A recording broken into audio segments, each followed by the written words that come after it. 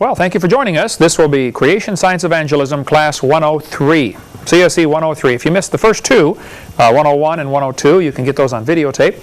What we're doing is we're covering what's on my seminar on creation at a much slower pace, covering all the details, taking time for any questions. And if you have any questions, if you're in the class here, of course, if you're on video, you can write us in or call us with questions. But here in the class, if you have any questions, raise your hand and say, wait a minute, what does this mean? Or let's talk about that some more. We left off in our last class talking about the lies in the textbooks, things that kids have to face every day in school. They faced them today. Things that have been proven wrong many years ago. Some people would like kids to believe in evolution. They want them to believe that we all came from a rock 4.6 billion years ago, and they have to give them some evidence. One of the evidences presented in just about every textbook is this one right here. This textbook says we have evidence of evolution from micro or molecular biology. Now what do they mean by that? Well, molecular, of course, means at the molecule level, very, very, very tiny. And biology is the study of life. Bio means life, ology means the study of. So they're saying the study of extremely small branches of life, the molecules, gives evidence for evolution. Well, now does it really? Let's just talk about that. A molecule is very tiny. A good illustration to understand how small a molecule is, the best one I know of, is a grain of salt. You know how small a grain of salt is, right? 1 cube of salt is very tiny. If you took a grain of salt and expanded it so that it was as tall as the Sears Tower, 1,200 feet tall, I believe the Sears Tower is, and 1,200 feet wide and 1,200 feet deep. If you expanded it to that size, the molecules would expand at the same ratio. They would become large enough that they would become the size of the original grain of salt.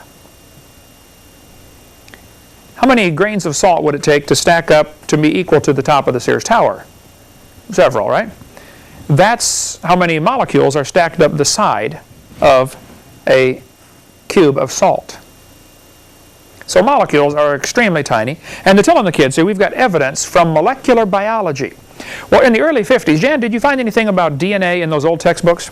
Not even mentioned. 1911 biology textbook doesn't mention DNA at all, does it? How about the 1925 textbook? No mention at all. What do you find in yours, Steve? About molecular biology. Or DNA. DNA. I got that 3 natural processes underlying evolution. They emphasize evolution in every case, right? Did you find it in yours about DNA? Yeah, in all the new textbooks, those are 98 edition textbooks. I've got some 2001s in the office. I couldn't find them in a hurry there, but all the new textbooks say DNA offers evidence for evolution. Well, now DNA is deoxyribonucleic acid. It is a molecule. The DNA molecule is the most complicated molecule in the universe that is known today. This textbook says the greater the percentage of DNA sequence, the greater they have, the more they have in common. In other words, they're comparing the sequences and saying this proves some kind of similarity. This textbook says Darwin speculated that all forms of life are related through descent with modification from earliest organisms. Earliest organisms. This speculation has been verified as we have learned more about molecular biology. Now look what they're teaching the kids in this book. They're saying Darwin guessed that everything was related. Now we know it's true. That's the propaganda the kids have to face. Now we know it's true. Now just hold on a minute. If there are similar DNA sequences, and we'll get into that in a minute, would that prove we're related? Or could it prove we have the same designer? Would you agree that the Ford and the, let's take the Ford Lincoln, say Lincoln Continental, and the other cars built by Ford Motor Company have lots of similarities. Probably many of them have a radiator in the front, and a front bumper, and a back bumper, and 4 tires, and the tires are round as they can make them. Does that prove they all evolved from a golf cart? Or could it prove they have the same designers, the same engineers? So what happens here, we get into a logical fallacy. They say, well, look, because we're similar DNA to these organisms, therefore we must be related. I say, no, no, no. We have a common designer. So don't fall into the trap that this proves evolution or even helps to support evolution. It does not. This is a lie that's in the textbooks that kids have to face every day, and they'll say, well, we've got proof for evolution from DNA. This is a picture of a DNA molecule.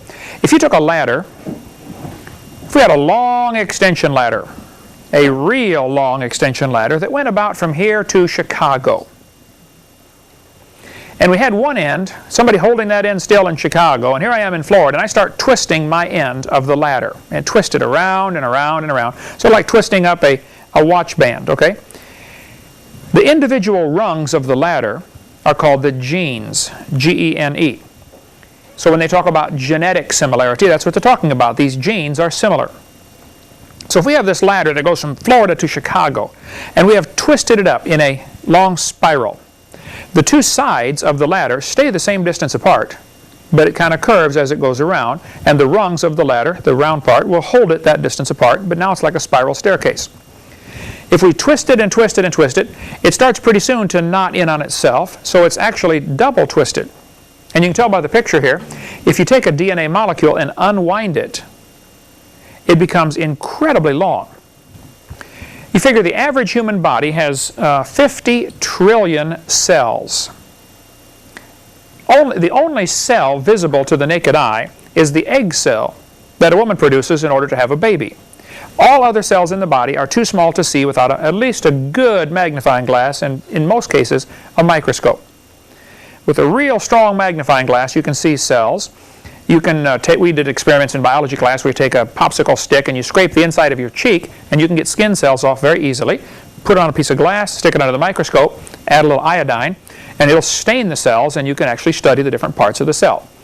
A cell is sort of like, I guess an egg is the best example, at least in an animal cell, because they have an outer membrane that is soft, and then all the stuff, there's thousands of things inside the cell. One cell is more complicated than a city. But inside the cell is another little membrane that holds the nucleus. Like inside the egg is the yolk, the yellow part to the egg. Inside that nucleus are the DNA molecules. So we're talking really, really tiny. DNA wasn't even discovered until probably the middle of this century. You can see the old textbooks don't even mention it at all. I meant to get some of the 1940 textbooks I've got, and 50 and 60 textbooks, and compare and see when they begin talking about DNA. It'd be a good research project somebody could do. But Francis Crick and somebody else, I forget his name, got a Nobel Prize for discovering the DNA molecule. I think it was in the 1950s when they got that. So they called it the double helix because it twists and then it twists again while it's twisted. Those DNA molecules are incredibly tiny. But if you unwound one of them, it would be about 6 or 7 feet long. 46 of these DNA molecules, and one DNA molecule is called a chromosome. Each chromosome contains millions of genes. So the gene is like the rung of the ladder. The entire thing is called the chromosome. You have 46 of these in each cell in your body, except for the gametes. Now, a gamete is a sex cell. The egg and the sperm are called gametes. They each have 23, half of the genetic information. And when a woman gets pregnant, the half from the male and the half from the female join together and makes it back to 46. So a fertilized embryo, a fertilized egg, now has 46 chromosomes. It got half from the mother and half from the father. So during the process when it divides, it's called a gamete. Let's see. These chromosomes, about 46 of them in every cell in a human. Average human has 50 trillion cells in their body, which is a number that is just beyond comprehension. For those that don't remember, when you count, a million is the number 1,000 with one more group of zeros. So it would be 1,000 plus 3 more zeros. A billion has 2 sets of zeros. So a total of 9 zeros. It's 1,000 plus 2 sets of zeros. And a trillion has 3 sets of zeros. If you learn to count in Latin, you can count as high as you care to go. Million for mono, billion for bi, like a bicycle has 2 wheels. Trillion for tricycle, like 3 wheels. Quadrillion would be next, like a quad runner or something with 4-wheel drive. Quadratraction for the Jeep. Then quintillion would be 5 sets of zeros plus the original 1,000. And then sextillion, septillion, octillion, novillion, decillion. And who cares, right? Anyway, so a trillion cells is an awfully lot of cells. When you figure the entire population of the planet is nowhere close to this number. There are only about 6 billion people in the world. This is 50,000 billion cells in your body. Each one of those cells contains a little nucleus in the center, and the vast majority have 46 chromosomes. A few have 23, the gametes do. If you took all the DNA out of one person, it would fill about 2 tablespoons. Teaspoons are the small ones, tablespoons are the big ones. It would fill 2 tablespoons with just pure DNA. If you took one chromosome from every individual on the planet, and this chromosome, each chromosome contains the blueprint, the instructions for how to build the entire person. So if you had one chromosome from each person on the planet, theoretically you could make every person again. You have the information to make a new Becky or a new Steve or a new Eric or whoever, okay, from one chromosome.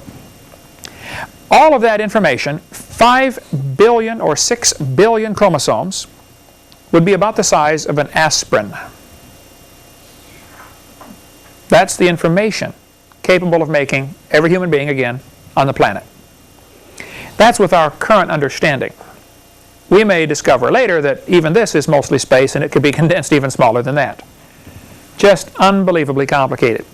Now, if you unwound each one of those chromosomes, number 46 in each cell, each one is about 6 or 7 feet long. So you get 6 or 7 feet times 46 times 50 trillion. One person's chromosomes would stretch from Earth to the moon and back. Round trips, 5 million round trips to the moon. And keep in mind, that is like a twisted ladder. Now, to make it even more interesting, if we had our ladder from here to Chicago, and we twisted it and twisted it and twisted it, and as you, like you do a rubber band, you get it tighter and tighter, and pretty soon it starts to double knot. You know, it starts to loop again. Okay, similar idea. We're going to take this long ladder from here to Chicago and split it all the way down the middle. Each one of the rungs of the ladder is going to be cut in half, all the way from here to Chicago, while it's twisted. It is going to unwind from the other half. So we have 2 half ladders. That's going to join up with the other half ladder from your husband or wife, wind itself back together from here to Chicago, and make a child. Each half of the rung is a genetic trait. Maybe the dad supplies the half of the rung for blonde hair and the wife supplies the half of the rung for brown hair. Well, which one's the baby going to have? Well, that gets into which one of these genes is more dominant. There are dominant and recessive genes. The baby might end up with blonde hair, but capable of producing a brown-haired child. Because even though what expressed itself in that generation was blonde hair, they are carrying the gene, the half rung of the ladder, for brown hair. So then the grandkids come out with brown hair, or depending on who they marry. And that's a very interesting study. You get into that in biology class, studying all the, what can happen when you cross different genes together. But the genetic structure is incredibly complicated. They say that the code in the chromosomes is more complex and holds more information than all the computer programs ever written in the history of humanity combined. Incredibly complicated. Bill Gates, founder of Microsoft, he said, DNA is like a software program, but it's much more complex than anything we've been able to design.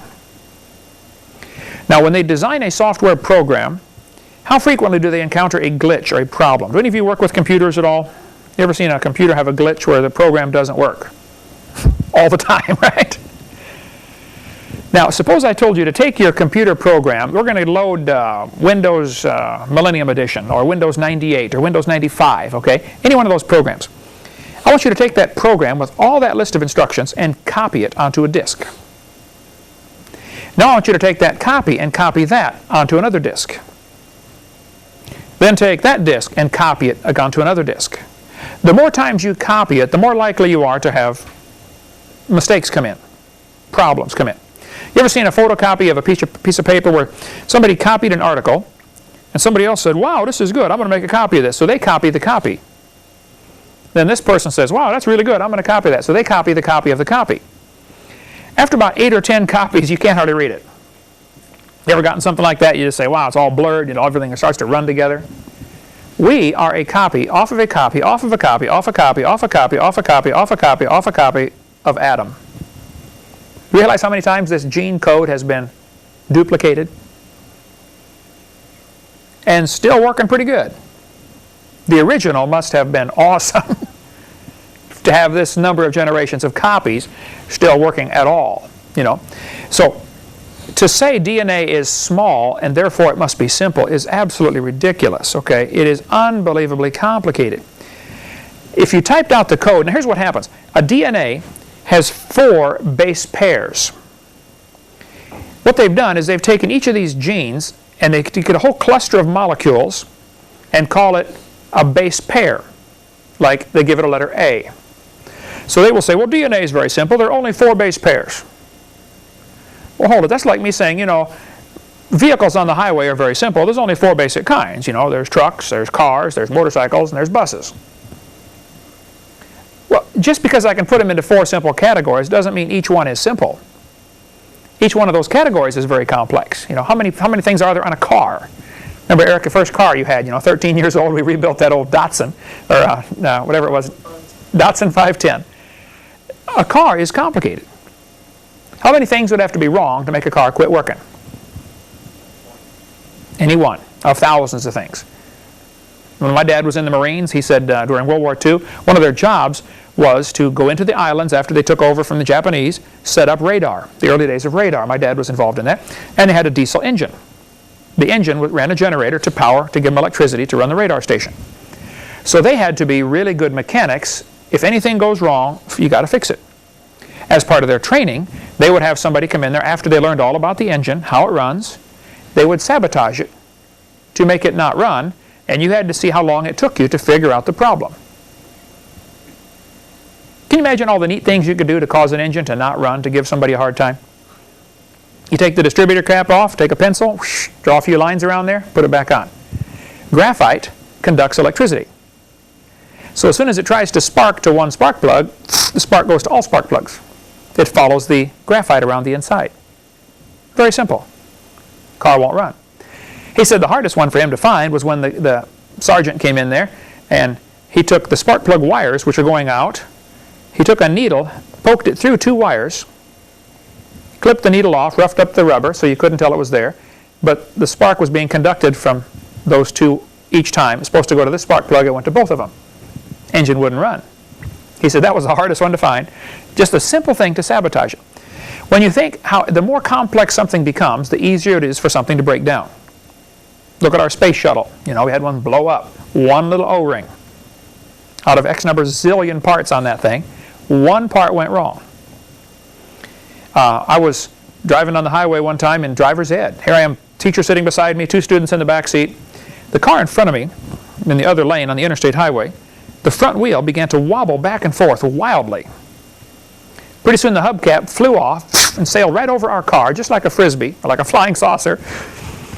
I speeded up to get past him, because I knew something was wrong. What had happened, the tie rod that ties the 2 front wheels together had broken. And so his steering wheel was controlling one wheel, the other one's flopping back and forth. Well, which way's the car going to go? I don't know. He didn't know either, and I didn't want to be there to find out. So I just took off and got past him to avoid. But just one little part, a little tie rod broke. In radar, Steve, how many things can go wrong to make your radar station quit working? Anything. Anything, right? And it's usually something different every time. DNA is incredibly complicated, so you're going to find some people who mistakenly think that a DNA molecule, they'll say it is very simple because there are only 4 base pairs. That is like saying, you know, traffic patterns are very simple, there's only 4 kinds of vehicles. It's not quite that simple, okay? Matter of fact, it's a long ways from being that simple. If you typed out the genetic code found in the chromosomes of one person, when you got done typing, you'd have enough books to fill Grand Canyon 40 times. An incredible amount of information. Do you realize how many bits of information are required to make a hair? You ever look at a hair under a microscope, you'll say, man, that thing's unbelievably complex. Now, how does the hair on your arm know to grow a certain distance and stop? But the hair on your chin just keeps growing. How do it know? You ever wonder about that? I mean, you got the hair, then you got the molecules that are producing the hair. And then, if you get a cut, you cut your arm right across a hair follicle, how does the skin cell know, when it fixes the damage, if it's going to make, you know, which kind of skin cell is it supposed to make to repair the damage? The information contained in the chromosomes is incredibly complicated. Oh, King David said in Psalm 139 many years ago, he said, I will praise thee, for I am fearfully and wonderfully made. He didn't even have a microscope, and he knew you ought to praise God. The body is incredibly complicated. So I get nervous when these folks say, well, the body, DNA is very simple. Well, they don't know what they're talking about. DNA is complicated. When a baby is conceived, it begins to multiply. The initial cell splits in half. So here's what happens. You got these 46 chromosomes, one fertilized egg cell. Each one of those 46 chromosomes, from here to Chicago, each one, inside that little sac, unwinds, splits in half, makes a copy of itself, and winds back up. And then makes two cells. You get about 15,000 new cells per minute for 9 months. Each one of those cells is more complicated than a space shuttle. Now I say in my seminar, how would you like to work in a factory that produced 15,000 space shuttles a minute? When I worked at General Motors, truck and coach, in Pontiac, Michigan, we made 250 trucks in 8 hours. There was a new truck that came by every 1 minute and 45 seconds. I did my thing on the front end, we put the headlight clamps in and the springs and all that to hold the headlights and the grill and the radiator clips, sent it on to the next guy. He bolted the fenders on, sent it to the next guy. He put the radiator in, started putting the fan shroud on and sent it to the next guy. He flipped it over, put the headlights in and the chrome rims on, sent it on to the next guy. Every minute and 45 seconds, a new truck. We had to work hard with an awful lot of guys to produce 250 trucks in 8 hours. The baby growing in the mother produces 15,000 new cells every minute, round the clock. And I'll say in my seminar, how would you like to work in a factory making 15,000 space shuttles a minute? How would you like to be in charge of supply? Suppose, Steve, your job was to supply the springs that hold the headlights in, and you got to bring enough to the factory to supply 15,000 a minute. Forever. Never, non-stop. You'd be busy running back and forth getting new springs, wouldn't you? A lot of women say, yeah, I did that for 9 months. Man, it's hard. Sometimes the baby wants pickles in the middle of the night, and you got to go get up and go get them, So you just never know. I really worry about folks, though, I think Satan has blinded people into thinking, because it's smaller, therefore it's simpler, and that just simply is not logical. The DNA is the most complex molecule we know of. They say the probability of one DNA happening by chance is 1 times 10 to the 119,000th power. Now, if you don't know the way powers work, 10 to the second power means 10 times itself 2 times. That's 100. 10 to the third power is 10 times itself, 10 times itself, times itself. That would be 1,000. It would have 3 zeros, 10 to the third power. 10 to the 119,000th power is 10 with 119,000 zeros behind it. Those big numbers get lost easily in the human brain, so a good analogy to help folks understand how big this is. If you measured the size of the entire universe, as far as we can see, estimates are the universe currently that we can observe with our current telescopes is probably 15 to 20 billion light years across. At the speed of light, which is pretty fast, take 15 or 20 billion years to get across the galaxy, the universe that we see. Change that to inches. That is 10 to the 28 inches. The current observable universe is 10 to the 28th power inches in diameter. That's a huge number. 10 to the 29th would be 10 times bigger than that. 10 to the 30th is 10 times bigger than that. 10 to the 119,000th is real big. So that's the odds that these people are gambling on that a DNA could happen by chance. I tell people, look, if you want to believe that, that's perfectly fine. I don't care what you believe. They say the odds of a DNA happening, there's all kinds of analogies have been given to try to help people understand. If you filled the space of the entire solar system, you got Mercury, Venus, Earth, Mars, Jupiter, Saturn, Uranus, Neptune, Pluto, way out there. If you filled that entire space with pennies, painted one of them red, let a blind man loose, he has one chance to find the red penny. Those kind of analogies help you understand, and the brain can't absorb this no matter how you try to explain it, but that's the chances of one DNA happening by chance. Well, I did a spoof on evolution, I call it, just as fun, because I knew that the chromosome number does certainly not follow the expected evolutionary pattern. Since each chromosome is the most complex molecule we know of, I said, you know, the more chromosomes you have, the more complicated you would be. And I've had, of course, evolutionists, they blast every sentence in my seminar, and they've blasted this one saying, oh no, it's not the chromosome number, it's the number of genes. And you know, because some chromosomes are longer than others. You know, how many rungs on that ladder for a human versus how many rungs on that ladder for a hamster, okay? There are different lengths of chromosomes. All chromosomes are not equal. They've not even all been studied to know how many genes there are on each one. But the number of chromosomes also has a factor involved in the complexity of the organism. Penicillin has 2 chromosomes. So when a penicillin divides or grows, it only has 2 chromosomes that have to unwind, split, copy themselves, and wind back together. Which of course requires a lot of energy for this to happen also. And that's another whole long system on how Michael Behe's book, Darwin's Black Box, explaining the complexity of the cell, is really amazing.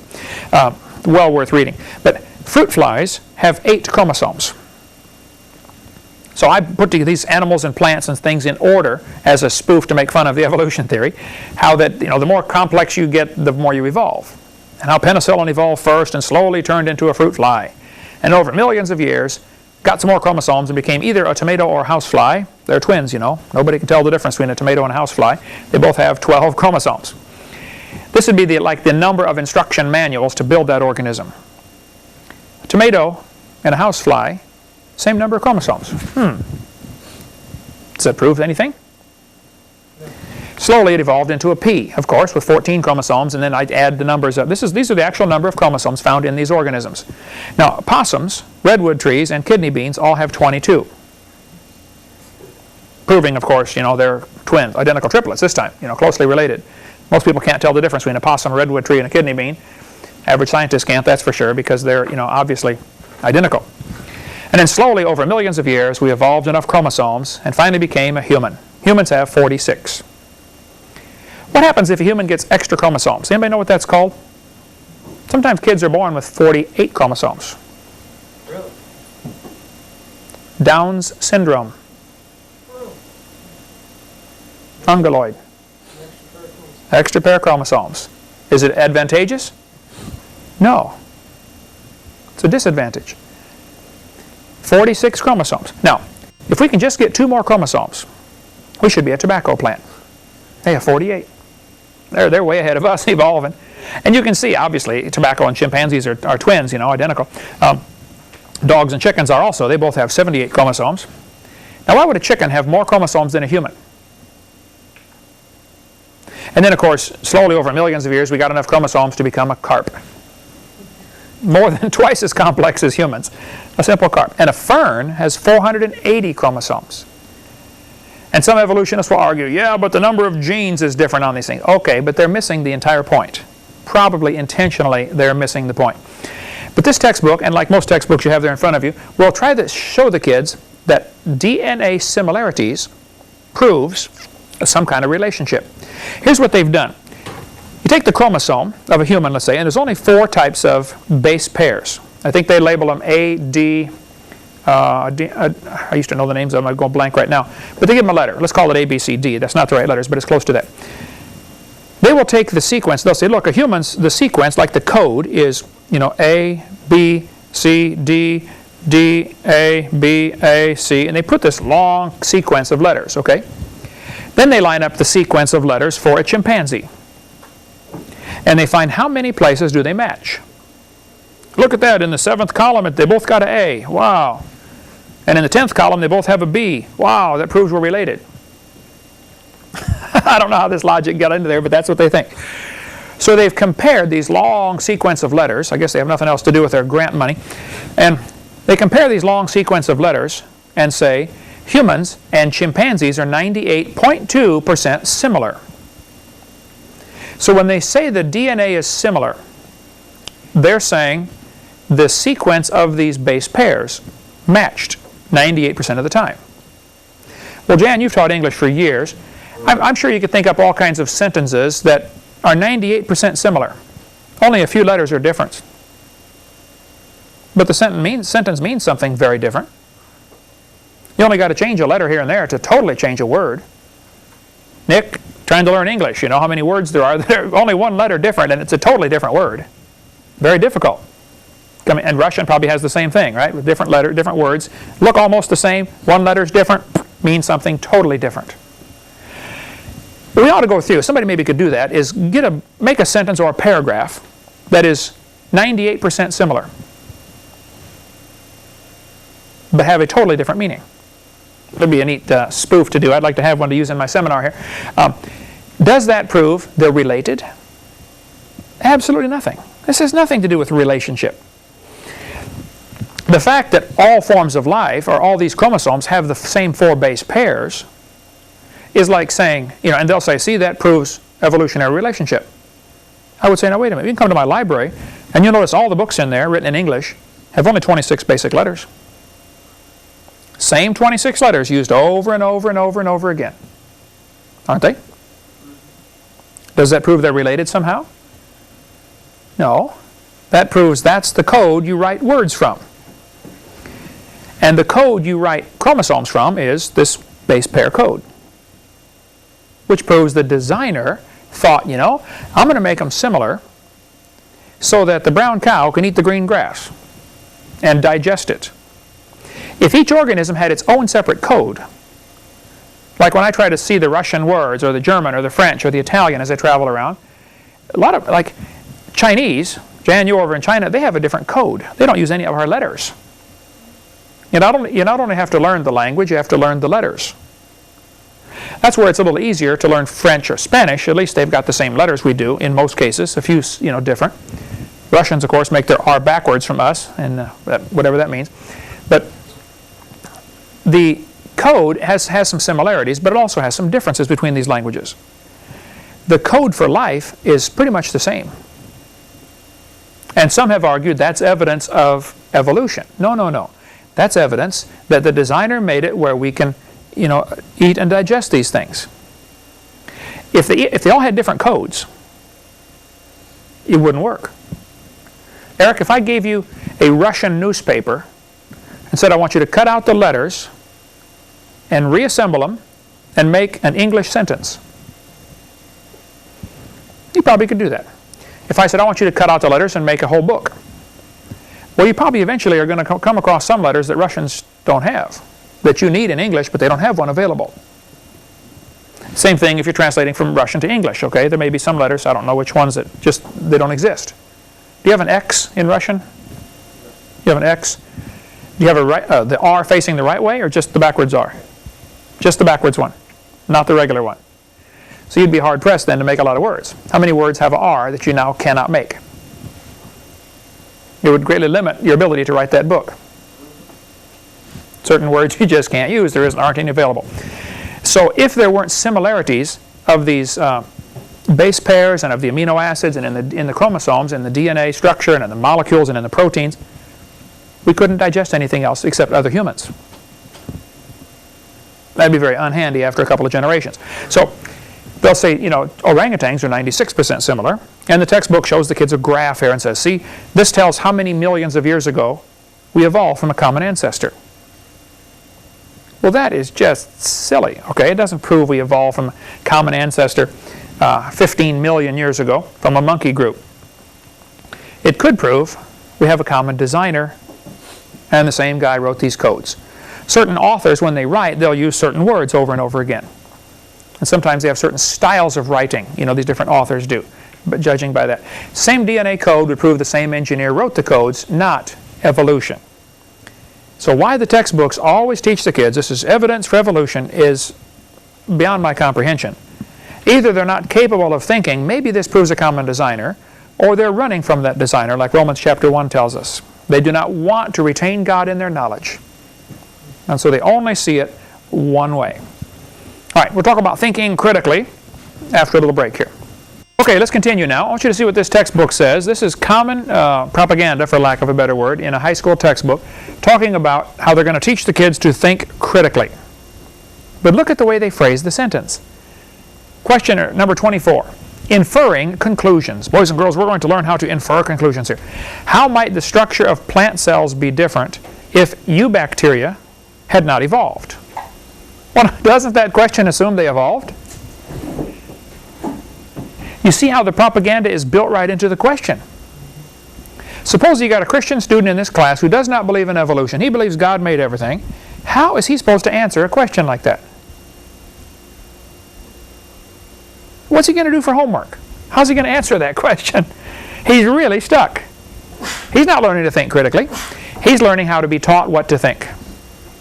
Question 25. Inferring conclusions. If insects had not evolved wings, how would it have affected their invasion of land? What a stupid question. Assuming, of course, they evolved wings. Look at this, number 26. As you learned in chapter 2, all living things make proteins from the same 20 kinds of amino acids. Let's back up a little bit here. An amino acid is sort of like a letter of the alphabet. There are 26 letters in the English alphabet. Would you agree that all English words are made out of those 26 letters? The little words and the big words all made from the same 26 letters. Okay? The proteins in your body, you have protein for your fingernails, protein for hair, protein for eyeballs, protein for skin, protein for muscle. All proteins are made from the same 20 amino acids. That's a fact. Look what it says. Explain how this fact, and it is a fact, supports the idea that all life shares a common ancestor. Anybody got any ideas? Is that the only conclusion you can draw from that? Eric, what would you say this proves? They probably had a common designer. Probably had a common designer, right? Sure. All the books in my library have the same 26 letters of the alphabet. That proves they all evolved from Morse code millions of years ago. No, it doesn't. It proves somebody's using the basic code to write their thoughts down. And the proteins are all based on these 20 basic amino acids. And again, that's so the brown cow can eat the green grass, who gives the white milk, and you churn it and get yellow butter, and I eat it and get blonde hair. Because these 20 amino acids get broken up like chopping up the letters in the newspaper and reassemble to make a new protein. So when I eat something, your body breaks it down and reassembles it into a new protein that you need. Similar structures nearly always have similar plans, in this case DNA. Similar bridges have similar blueprints. This hardly constitutes evidence that one sired the other or that they were erected by tornadoes. So how people can be so blind as to not see that similarity does not prove a common ancestor, it does prove a common designer. They're too complex. People have a pretty good understanding of how cars work. I've had 111 cars now as of this time. I've done just about everything you can do to a car. Rebuilt the motors, the transmissions, the differentials, a lot of body work, stuff like that. I don't have time anymore, but I've done all that stuff. Started teaching my kids when they were a little bitty. My daughter's water pump went out on her first car. Dad, my water pump's out. Would you fix it? No, ma'am. I'll help you fix it. She said, I'm a girl. I said, I know. What if it's going to break down in the middle of the country someplace? You better learn how this thing works. And so she changed the water pump. I mean, of all the things to learn working on a car, water pump's a little tough to get at. You got to undo 14 other things to find the water pump and then change it. Well, she did it. I didn't touch it hardly. I just stood back and said, okay, now do this. See, this is in the way here. That's what you're trying to get to. If you thoroughly understood a car, if you did enough mechanic work, Steve, you're going to be an airplane or jet pilot, you're probably going to have to understand those jets pretty well. Lots and lots of training on how they work. If you ever thoroughly understood everything on a jet, would that prove nobody designed it? No. You couldn't stand back and say, well, because I understand it, therefore nobody made it.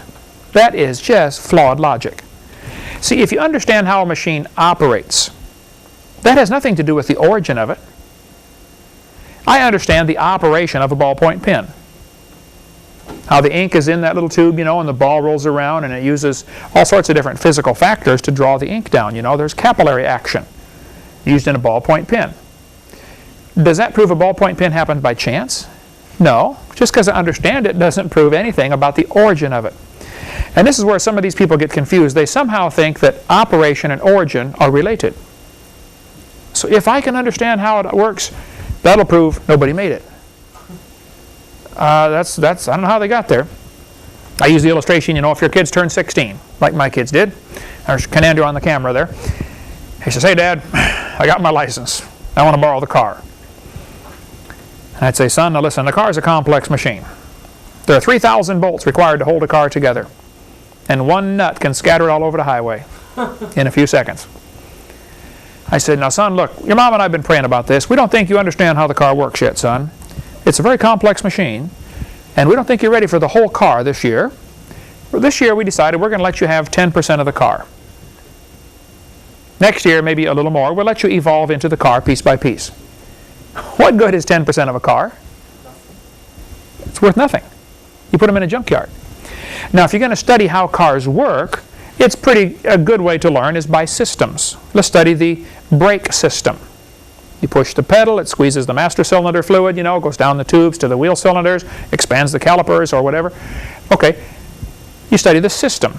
Then you study the electrical system or the fuel system or the whatever. Okay, and you're probably going to learn jets that way. Here's this system. Here's this system. And then how these systems integrate. You can study the human body that way. It's a great way to learn biology. Let's study the circulation system. Study the integumentary system, the skin. Okay? Study the nervous system. And then how do these systems relate to each other? But understanding the systems has nothing to do with the origin of it. And again, one thing missing from one of these systems may stop the whole thing from working. How many people have a very complex nervous system? They have a brain, spinal cord, nerves going to every cell in the body, but there's a broken place right at the base of the neck because they had a little car accident, severed the nerve, now they're sitting in a wheelchair. Nervous system's still there, one thing's broken. Stops the rest of it from working. Same thing true with any system. The more complex they get, the more likely they are to break down. The more easy they are to have something go wrong. DNA sequences. This fellow from the annual review of ecology and systems says, even with DNA sequence, we have no direct access to the process of evolution. So objective reconstruction of the vanished past can be achieved only by creative imagination. You have to imagine some kind of relationship based upon the sequence. People have argued about what I'm about to say here, but about 1% of the human DNA has been determined. Others have said, no, the Human Genome Project, we've decoded the entire thing. Well, that's very deceitful to say that. Okay? To say we've decoded the human DNA is what they're saying is we've taken this ladder that goes from here to Chicago, and we've got the A, B, C, D components figured out where they are. We've written the code down. Writing the code down in big blocks, A, B, C, or D, does not explain, doesn't mean you understand it. If I flew over, let's say a Martian came in, there are no Martians or flying saucers, somebody will accuse me of believing in them. Let's say a Martian comes flying in, he flies over New York City, he looks down, he notices there are 4 basic kinds of vehicles. In New York City, you got 1 basic kind, taxi cabs, okay? But well, let's pick a different city. You see buses, he sees trucks, he sees motorcycles, he sees cars, and let's add a 5th one, bicycles, okay? And he goes back to his country or to his planet and says, I studied the different cities in America, and I found Cincinnati has a code, it's got motorcycle, bus, truck, car, bus. And I went to, Dayton, Ohio, and they got slightly different sequence, but 99% similar. That proves these 2 cities evolved from each other. No, stop the music, Is everybody that works around here a moron? Like who was Ernest said in that movie? Ernest P. Worrell. This similarity would prove nothing as far as relationship or evolution. So actually, to say they've decoded the entire human genome is very deceitful. All they've done is figured out if it's a bus or a truck. They haven't figured out the complexity of that bus. They certainly don't have all the genes figured out in this sequence. So there are thousands of differences. Now, chimpanzees cannot put their little finger against their thumb. You have a muscle that allows you to pull your little finger. You can touch any of your fingers to your thumb. The muscles in their feet are different than your muscles in your feet. You cannot grab around a tree branch with your big toe on one side and your other toes on the other side. You can try it if you want, but I would recommend you pick a low branch to practice on, because you're not going to hang there very long, right? But chimpanzees do it just fine, don't they? It's called a grasping foot. Now that's great when you're climbing around through trees. It's not very good for running on the ground. Watch a chimpanzee's feet when it walks on the ground. They have to curl their toes under. They cannot walk flat-footed. They call them a knuckle walker. They walk on their knuckles. And it's very uncomfortable for them to walk on 2 feet for great distance. They can do it, but they kind of walk bow-legged, and their toes are curled under. Humans and chimpanzees have millions of differences. The bones, the muscles, the ratio of the length of the bones. Their arms, of course, are much longer compared to their body than humans are. If you're looking for similarities, you can find them. Both have 2 eyes, same hair color in some cases. Sometimes, some humans and chimpanzees both chew with their mouth open. That doesn't prove they're related to each other. The same designer created these things.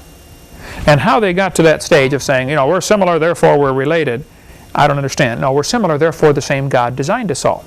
It's not that complex. Some people, though, say similarities proves relationships. So I did another spoof on this. I'll say, well, if you think similarity proves relationships, let's study the similarity of various objects in the world based upon their water content. Clouds are 100% water. One atheist said, no, they're not. There's air molecules in between. Okay, you're missing the point, all right? I understand clouds have air in the middle of the water. But it's basically water in a cloud. Watermelons are 97% water. Only 3% difference. And jellyfish are 98% water. So here we have the missing link. And snow cones are also 98% water. So this proves that, watermelons slowly evolved into either snow cones or jellyfish. I'm not sure which one. They're twins, and then slowly evolved to a cloud, or vice versa. Arranging something in order does not prove any kind of similarity. Doesn't prove any relationship. Then the textbooks will say that fossils give evidence for evolution. This index to this one, this book has a whole chapter. I've seen some biology books that have an entire unit, 5 or 6 chapters just on evolution. They want to make sure the kids believe that when they get out of school. This one says we have evidence from fossils. Well, let's just discuss this here. Is there any evidence from fossils to prove evolution? Suppose we're in a court of law. I stand up and I say, Your Honor, I can prove evolution. I can prove humans came from a monkey or an ape or an ape-like ancestor. And the judge says, okay, what's your evidence, Mr. Hovind? And I'll say, Your Honor, I found this fossil in the ground, buried in the dirt. And it has characteristics that are some human and some ape. The judge would say, or the opposing attorney would say, Mr. Hovind, if you find a fossil in the ground, all you know is it died. You don't even know where it died. You know where it ended up getting buried, and that's all you know. You sure don't know that it had any kids. If you went to the cemetery and dug up bones of a person, you would not be able to prove it had any children that lived. And you sure couldn't prove it had any different children. Darwin said, though, in his book, if my theory be true, that's an awfully big if, okay? He said numberless intermediate varieties must have existed. Well, you're right. If you're going to change from a rock to a human, how many steps in between would you have to have? Each of them has to be able to live and move around and grow and reproduce and survive in its environment. So if it can already live and survive in its environment, why is it going to change?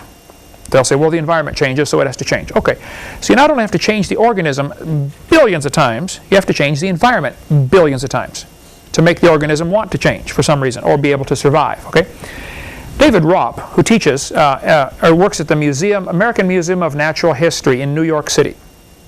He's one of the guys at the museum, and he's a strong believer in evolution.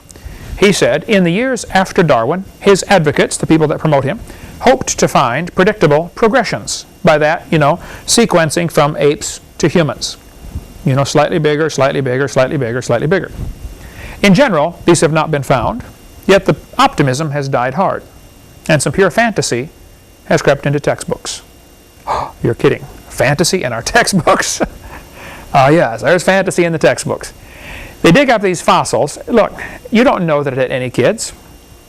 And you sure don't know that it had different kids. Dogs today only produce dogs. If you observed dogs spent a lifetime, let's see, I think my daughter Marlissa, she's not here tonight, but she was with me in Ireland. We went to eat at a family's house. The guy raises some kind of, prize dog, and he's real proud of these little dogs that he raises, And he was all excited because one of his dogs was going to have puppies that day. And he's out driving me around to speak at, some radio station. He said, "Oh, I got to get home. My wife called. She's having puppies." "Oh, no, your wife's not having puppies. Your dog is having puppies." He was all flustered about this. He said, "Brother Hovind, you don't understand. These puppies are worth $1,000 a piece." I said, "You're right. I don't understand. Who would pay $1,000 for, that's only going to get this big when you're all done. What's it going to do? Protect the house from the burglars?" Now, Jan, your dog is a little more protection, right? Yeah. What's that dog weigh now? 80 pounds, German Shepherd. Yeah, now that, I can see a use for that. But a Chihuahua, I don't see any use for a Chihuahua. Somebody goes to break into the house, yip, yip, yip, yip, yip, whap, kick it clear into the next county, Your dog, I would not try to kick into the next county. I would turn around and run. But dogs have only produced dogs. People that raise dogs will tell you. I had a lady tell me, a couple months ago, she said, "Mr. Hovind, my family and my parents and grandparents, we've been involved in raising dogs for, 60 years or whatever it was." She said, "I sincerely believe that we could start with 50 generic mutts from the dog pound. You supply me 50 mutts. Go pick out the mongrel, any mongrel you want. With selective breeding, we will redevelop every breed of dog in the world today in less than 100 years. We could get a Great Dane and a Chihuahua and a St. Bernard and an Airedale and everything in between from 50 generic mutts in 100 years. Most breeds of dogs, if you stop and think about it, they were done by man for some particular reason. Somebody in Europe or England or something wanted to hunt weasels or groundhogs that go down in the hole in the ground. So they kept taking the puppies out of the litter that had the shortest legs. Pretty soon they developed a dachshund. Half a dog high, dog and a half long. He can run down the hole after, whatever they're after. Dogs have different characteristics. Those character traits were already in the original gene code. You just select which one you want. Steve is, 6'2"? Becky, 5'7". When you guys have kids, they're going to be real tall. Eric, you were with me with the preacher in South Florida who taught us to shoot the rubber band. Yeah. He was 6'8". His wife was 6'3". Remember the two daughters? The 13-year-old was already 6'3", daughter. The 15-year-old was 6'5". Both of them still growing like mad. This is in Orlando, I think, or something like that. Traits are inherited. My wife is 5'0". I'm 6'1". If I had married somebody taller, my kids would probably be taller. Sorry about that, boys. She's the one I picked, and you get to pick yours too. It was your problem how tall you came out. You can live with that. My brothers are 6'3", and they both married taller women, and their kids are much taller. But they're still human. Dogs produce dogs. That's all you're ever going to get. So why would anybody think that after observing dogs producing dogs for several thousand years of human history, what would make anybody conclude that sometime long ago and far away, dogs came from something that was non-dog? What justification would you have for that conclusion? There's no observable evidence for it. There are genetic barriers to keep it from happening. Dogs have 78 chromosomes. Adding or losing chromosomes is normally fatal or certainly harmful, like with humans. So doubling the chromosome number, we'll get into that later, polyploidy, doesn't add any new information. Okay, you get those giant strawberries you buy at the store, it's polyploidy. They've doubled the chromosome number. Now they taste horrible, generally. They don't taste near as good as the regular little tiny strawberries. But they say, wow, look at this giant strawberry. This is proof for evolution. Today. No, you've simply doubled the chromosome number. You haven't added any new information at all. Luther Sunderland was studying evolution and wanted to find out where the evidence is. So he visited major museums around the world or wrote to major professors who believe in evolution and asked them, what evidence do you have? They would write back or when he talked to them face to face, they would say, well, we don't have any evidence, but somebody else has it. They all think somebody else has the evidence. When he contacted Colin Patterson is the one of the curators, the directors of the British Museum of Natural History. I believe it's in London or near there. They have the largest fossil collection in the world. Nobody has more fossils than the British Museum of Natural History. Display rooms and case after case after case of fossils on display that they've mounted and put up for display. Colin Patterson, the director of this museum, wrote a book about evolution. Wrote how he believes in evolution, how this animal changed to this animal. Well, Luther Sunderland read the book and noticed he told us about evolution, but he never showed us any examples. He never showed us the fossil of the missing link. And there'd have to be zillions of these. He said, Mr. Patterson, where are the missing links? I read your book. Why didn't you show us a picture of one? Colin Patterson wrote back a very interesting confession, and he has since been chided for it many times, I'm sure. Patterson wrote back and said, I fully agree with your comments on the lack of evolutionary transitions in my book. If I knew of any. You got the biggest fossil collection in the world and you don't know of any missing links? He said, if I knew of any, fossil or living. Now that's an interesting confession. If it's living, how can it be a missing link?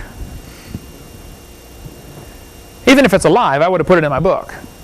That's deceitful, okay? He said, if I knew of any fossil or living, I would certainly have included them. I will lay it on the line. There is not one such fossil.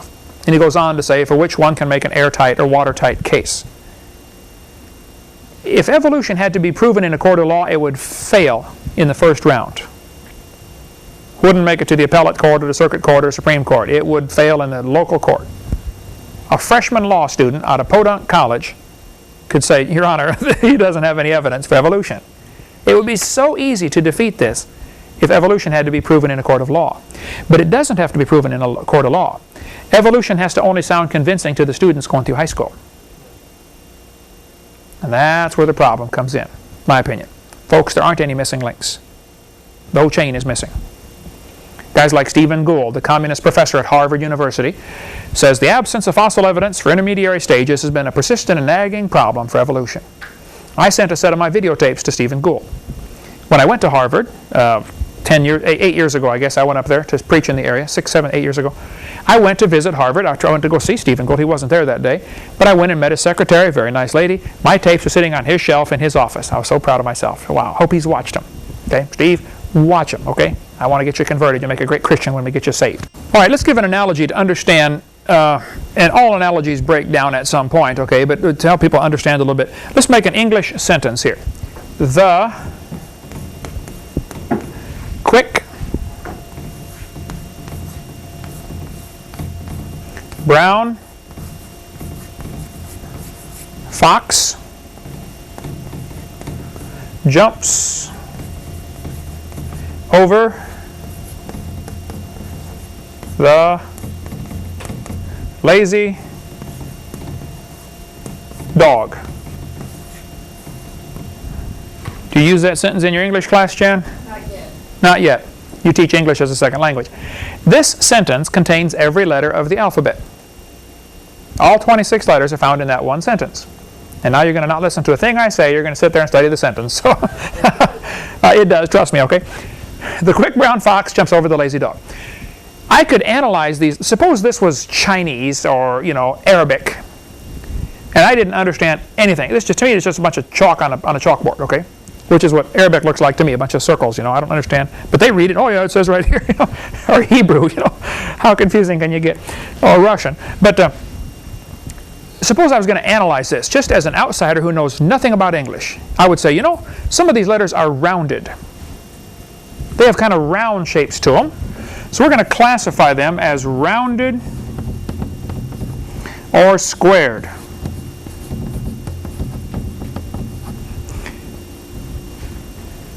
Could I classify letters of the English alphabet as rounded or squared and group them? The Q would be a rounded one, the O is rounded, the U is rounded. Now the U actually is more complex. It has part rounded, part squared. So then we're going to have combination. Now the combination letters, the U is a confusing one because the squared part is at the top. The rounded part is at the bottom.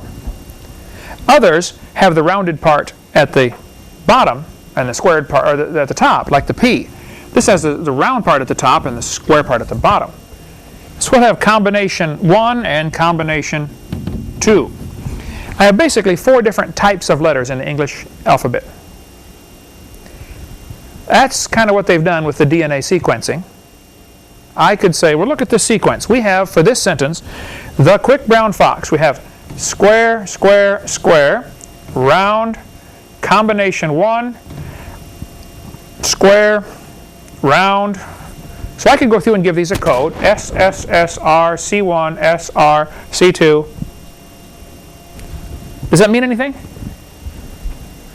Who cares, okay? That's what they've done with the protein. The DNA sequence, they have said, oh, this is an A, B, C, D. I should look up the 4 letters, the different components of the DNA. Somebody will blast me for this, I'm sure, but I taught this years ago, and I just forgot at the moment. Who cares? Okay? And I could compare this sentence to another sentence and probably find another sentence with a very similar sequence of letters. So, doesn't mean a thing. And the fact that there are some similarities of the proteins and similarities of sequences, it doesn't mean a thing. It has nothing to do with evolution. I've done 55 debates at this time against evolutionists. Okay, I'm willing to do any more, anytime. I did one in Ohio University, Athens, Ohio, 4 months ago, I guess. There was 2 professors against me, 2-on-1. I just read on the internet last week, one of the professors wrote about his experience debating a creationist, you know. What was it like? Did you read that, Eric? Yeah, we watched the videotape. Didn't turn out very well. The audio was lousy. I wish we could use that because it was really a good debate. But he was whining on the internet on his website about how that it's unfair to debate creationists because they're professional debaters. I've never had a debate class in my life. Okay, all I know is I'm right, he's wrong. Very easy to win a debate when you're confident like that. So I emailed him back 3 days ago. I haven't checked my email today yet to find out if I got an answer. I said, because he said in his long diatribe about why you shouldn't debate creationists, he says nobody can possibly be trained in all of the different areas they will bring up. You'd have to be a geologist and a biologist and et cetera, et cetera. So I said, I hereby challenge your entire science department. I will debate all the teachers in your entire university at the same time. On the condition, it's equal time for each position, not each person. If there's 20 of you and 1 of me, I want half of the time. That's fair. That way, if we get into a topic that deals with biology, have your biology teacher answer it. When I debated Pigliucci at University of Tennessee, Knoxville, he is a botany associate professor. His PhD is in botany, the study of plants. I said, Mr. Pigliucci, what is your best evidence for evolution? What's the best evidence you know of? He said, the fossil record. Now hold it. You're teaching botany. Why do you think the best evidence is over in some other department, paleontology? I said, the fossil record of what? He said, the fossil record for the evolution of whales is the best evidence we have. Now think about it. Here's a PhD in botany thinking the evidence for evolution is over in anthropology department. But if you go to the anthropologists and say, where's the evidence for evolution? They'll say, oh, they've got it in the biology department. Ask the biologist, where's the evidence? Oh, the anthropologists have it. Or the geologists have it. Everybody thinks somebody else has the evidence. It's a shell game. You ever see those things at the carnival where they get 3 shells and they tell you to put a pea under there, and the guy tries to get you confused, switching them around? Evolution is a shell game. Each person thinks the pea is under a different one. There is no pea under any of them. Nobody has the evidence. Nobody has ever found any evidence for evolution. That's why about 10 years ago in our ministry we said, look, started off, I guess 12 years ago, I wrote a letter to the editor in the local paper here, and I said, I will pay $1,000 for any evidence for evolution. A lawyer friend of mine, a couple of months later, said, hey, Mr. Hovind, let's make it $10,000. I'll back you up. I said, 10,000? He said, yeah, it's nothing for me. I got plenty. I said, okay. So we made the offer 10,000. Then a friend of mine from Oregon called me and said, hey, Brother Hovind, let's make it $250,000. I'll back you up. I'll keep the money in a special account. $250,000. I can't imagine having $250,000 just to sit around in an account someplace. He said, I'll back you up. So we put all kinds of publishing out there. We'll put $250,000 for Evidence Revolution. He called me about a year later and said, hey, let's make it $1 million. I said, let's keep it at $250,000. Okay, I've got so much stuff printed that says $250,000. I don't want to go back and reprint everything. You could offer any amount of evidence, any amount of money for there is no evidence. Nobody's ever seen a dog produce a non-dog, let alone a dog come from a banana.